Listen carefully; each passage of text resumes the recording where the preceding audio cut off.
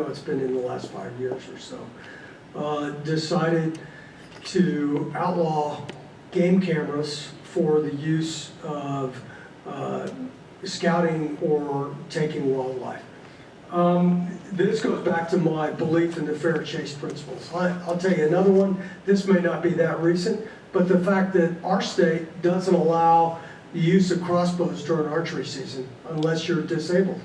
And I think, again, that's appropriate. I think those are two things that highlight fair chase. And to me, whether it's the use of game cameras or drones or manned aircraft, you know, to survey population, to me, that's not what fair chase is all about. And it's not giving the wildlife a fair opportunity to be wildlife.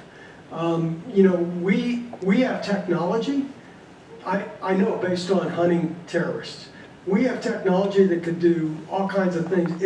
If what this was all about was killing animals, we could be masterful at killing animals, but obviously it's not. It's about conserving them, and it's about providing recreational opportunities for others and getting people into the woods. So it's an example. I think I applaud the commission for mandating fair chase principles, and I completely support that. Thank you. Thank you, Mr. Chairman. Mr. Buchanan, the state of Arizona has a process in which the public may place legislative measures on the ballot to be voted on during general elections. What are your thoughts on the use of this voter initiative process as it might pertain to managing wildlife? I think, again, I know we have a proposition going before our state right now, which is, I can't remember the proposition number, but it's the proposal is that if we have a proposition that's going to be decided by voters, it's limited to one subject, and that the subject has to be in the title. Again, I can't remember what number that is. As things stand right now, I would be concerned that there could be things put into law based on general population that are hidden in and amongst other initiatives.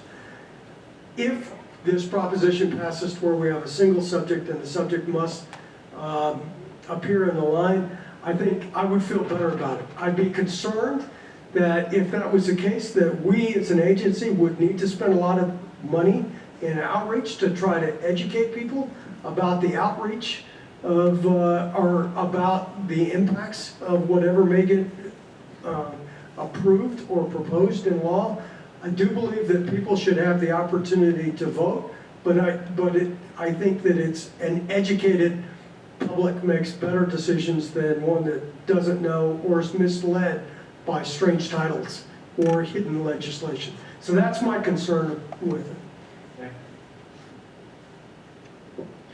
Mr. Chair, my second question had to do with fair chase, and I think Mr. Buchanan covered that very well in a previous question or remark. So due to the time constraints, I'm going to pass on any more questions for him.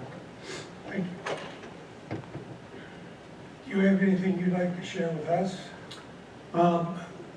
You know, so I do just want to say that I love this state. There's a reason that despite living all over the world in some truly interesting places, that I wanted to come back home. I think that, like I said, leadership is probably the most important thing that I can bring to the commission and to the Game and Fish Department. But this relates to my question or my comment about listening, the importance of listening to others, especially those with a different perspective. I've been asked, you know, what do I think is the most important leadership quality? And I think that the more and more senior you get, the most important quality is actually humility.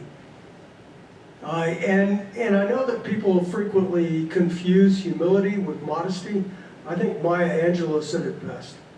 She said, you don't want modesty, you want humility. Humility is not thinking less of yourself, it's thinking of yourself less. So truly humble people approach a situation not assuming that they're the smartest person in the room, but actually that they need to open themselves up to others and listen to what's going on, listen to different perspectives. And then armed with all of that, they can make the best possible decision. And I've commanded troops in Iraq, Afghanistan. I led the federal military effort to help the people of Puerto Rico recover from Hurricane Maria, all different kinds of things. But I think that one of the most important qualities I brought was actually the ability to listen, not just talk. So when I could listen to others, I think I was much more effective in the decisions I made.